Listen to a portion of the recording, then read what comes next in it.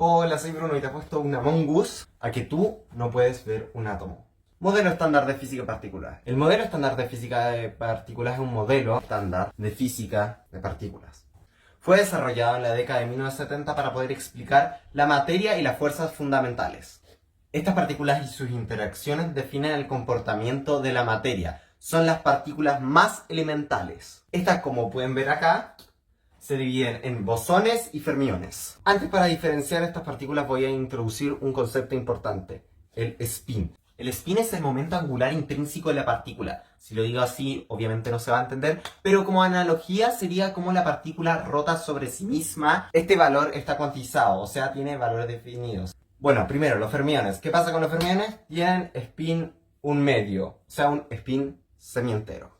Este spin en medio es que se demoran 2 vueltas en volver a su estado original. Estas partículas obedecen al principio de exclusión de Pauli. ¿Qué significa esto? Al obedecer a este principio, en un sistema cuántico no puede haber más de una partícula con los mismos estados cuánticos. Esto en un sistema cuántico, como un átomo, limita la cantidad de partículas que pueden haber. O sea que limita la cantidad de partículas que puede haber en un mismo espacio. Bueno, en sí los fermiones se dividen en quarks y leptones. Los quarks se diferencian en que tienen cierto sabor, que es cada tipo de quark. Los quarks tienen carga de color, lo que les permite interactuar con la fuerza nuclear fuerte. Bueno, los quarks se dividen en primera, segunda y tercera generación, siendo los de la primera generación los más estables de todos y los que conforman la materia ordinaria. En cambio, los de segunda y tercera generación son quarks inestables que son hechos a propósito en aceleradores de partículas, por lo tanto no los vas a encontrar de forma natural en el ambiente, siendo los de la tercera los más inestables de todos. Bueno, esta inestabilidad se relaciona con su masa. Entre más masa tenga, mayores niveles de energía tiene y por lo tanto son más inestables. Y esta inestabilidad hace que tengan un tiempo de vida muy corto. Entre más inestable, más corto es ese tiempo de vida y decaen rápidamente en otras partículas.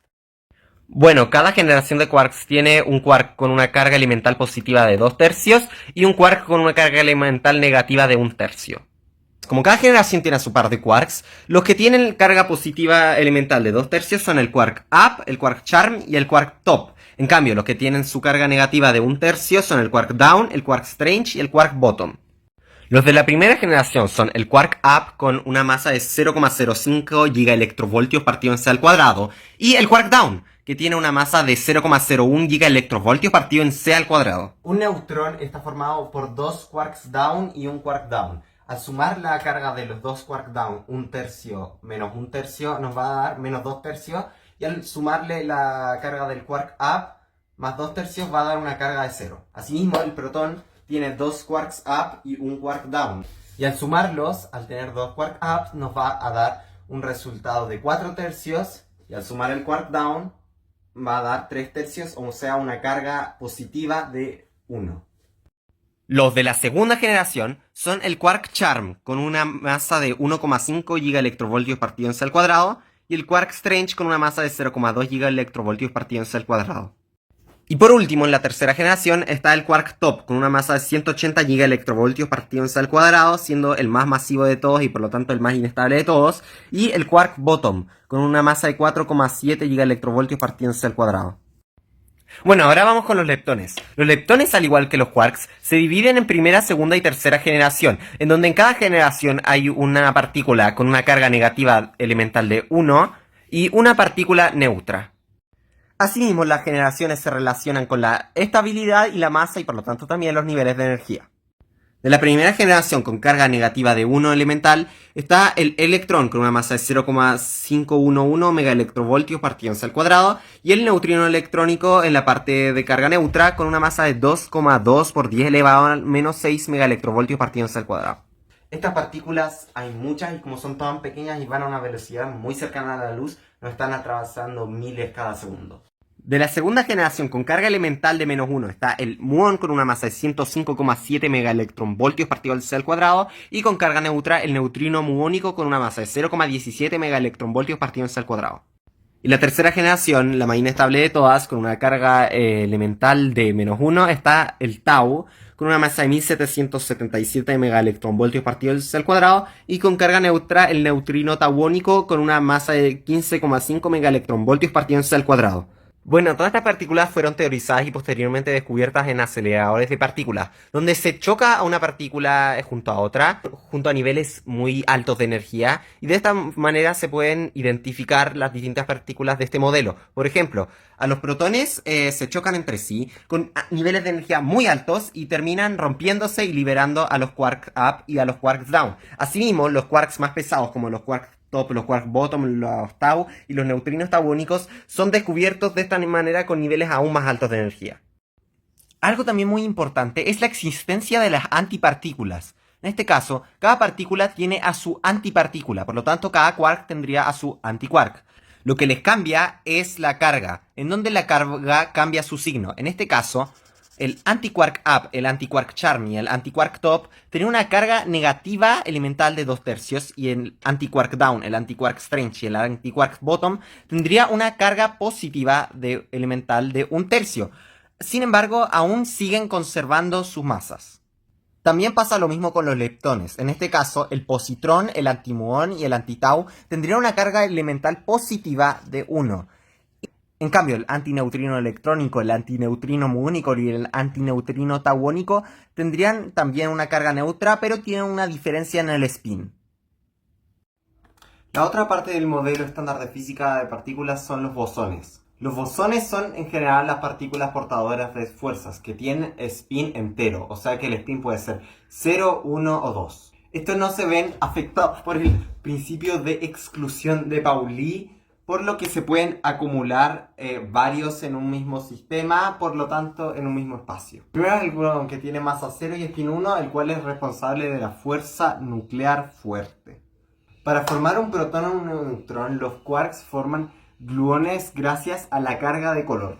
Anteriormente había dicho que los quarks tienen carga de color. Esto les permite experimentar la interacción fuerte. La carga de color tiene 3 valores: rojo, verde y azul. Los 3 juntos forman un color neutro y asimismo existe también el anticolor. Como la antipartícula está el anticolor y, no sé, rojo y antirrojo van a formar un neutro, verde y antiverde van a formar uno neutro, azul y antiazul van a formar uno neutro. Así también un quark puede cambiar de color. Por ejemplo, si tenemos un quark de color rojo y cambia su color de color rojo a color azul, va a liberar un gluón de color rojo y de color antiazul. Este gluón va a viajar y lo va a absorber otro quark, por ejemplo, de color verde, que cambiaría su color de color verde a color rojo y liberaría su propio gluón de color verde y de color antirrojo. De esta manera se pegarían los 3 quarks mediante gluones para formar partículas más grandes como protones o neutrones. Y estos, asimismo, gracias a los gluones, pueden formar un núcleo atómico. El fotón es otro bosón que participa en la interacción electromagnética. Fue propuesto en 1905 por Albert Einstein explicando el efecto fotoeléctrico. Tiene spin 1, carga eléctrica neutra y no tiene masa. Esta partícula portadora de la radiación electromagnética, incluyendo la luz visible. Las partículas con cargas como protones y electrones generan un campo electromagnético, el cual se expresa mediante ondas electromagnéticas. De esta manera, en presencia de una carga, esta carga altera el campo eléctrico, que a su vez altera el campo magnético altera el campo eléctrico y así se produce una onda electromagnética. El efecto de la fuerza eléctrica se hace mediante fotones virtuales que existen durante muy poco tiempo. Por ejemplo, si las cargas son del mismo signo, van a intercambiar estos fotones virtuales y en el intercambio se van a ir separando. En cambio, si estos son de signos opuestos, al intercambiarse se van a ir atrayendo. Los bosones W y Z son claves en la fuerza nuclear débil y los dos tienen un spin de 1. En la desintegración beta, en donde un neutrón se convierte en un protón o viceversa, hay un quark que está cambiando de sabor, o sea, un quark down que se está convirtiendo en uno up o viceversa. El quark down con una carga elemental negativa de 1/3 se va a convertir en un quark up con una carga elemental positiva de 2/3. Ahí queda rondando una carga eléctrica de -1 que sería otorgada al bosón W. Este bosón W decae rápidamente porque es una partícula bien inestable y decae en un electrón y en un antineutrino electrónico. Asimismo ocurre el proceso contrario, pero se genera un bosón W positivo, que es la antipartícula del bosón W negativo, y con una carga elemental positiva de 1 que decae en un positrón y un neutrino electrónico. El bosón W tiene una masa de 80.401 megaelectrovoltios partido en C al cuadrado y tiene una carga positiva o negativa dependiendo del proceso en el que esté involucrado. También está el bosón Z, que es sin carga eléctrica y tiene una masa de 91.187,6 megaelectrovoltios partido en C al cuadrado, que actúa ahora en la fuerza nuclear débil, pero cuando la interacción no lleva ninguna carga eléctrica. Por ejemplo, cuando interactúa un neutrino y un electrón, intercambian bosones Z virtuales. Esto hace que el electrón reciba cierta energía del neutrino y los dos cambian su trayectoria. El bosón de Higgs es una manifestación del campo de Higgs. El campo de Higgs es un campo que se encuentra en todo el espacio y otorga un efecto restaurador a las partículas que hace que éstas vibren en ondas estacionarias, o sea que vivan en el mismo lugar. Este efecto les entrega la masa a las partículas. Entre más vibre la partícula, más masa tiene, y entre menos masa tiene. En 2012 se quiso excitar este campo al chocar dos protones en un acelerador de partículas, el CERN, lo que produjo tanta energía que desde este campo se liberó una partícula, el bosón de Higgs, el cual tiene carga eléctrica neutra, una masa de 125.300 megaelectrovoltios partido en C al cuadrado y un spin de 0. ¡Au! Y ahí tenemos todas las partículas del modelo estándar de física de partículas. La investigación en física de partículas requiere ciertas implicaciones éticas y sociales, ya que requiere enormes recursos económicos, tecnológicos y energéticos para poder costearlo. Por eso mismo hay cierta desigualdad entre países o empresas que lo pueden costear, universidades que lo pueden hacer y otras que no. Además, el uso de grandes infraestructuras y altos niveles de energía para poder llevar los aceleradores de partículas y así descubrir estas partículas requieren mucha energía, lo que genera un impacto ambiental grande. También existe el desafío de comunicar estos avances de forma clara, lo que a veces cuesta un poquito ya que es un tema bien complejo. Así la gente puede saber sobre la ciencia que nos rodea y sobre el mundo. En sí el modelo físico de partículas explica bastante bien las partículas y cómo interacciona la materia mediante las fuerzas fundamentales y cómo esta materia se forma. Sin embargo, aún no se ha podido responder la unificación de las fuerzas fundamentales. Ya se ha podido unificar la fuerza electromagnética con la fuerza débil.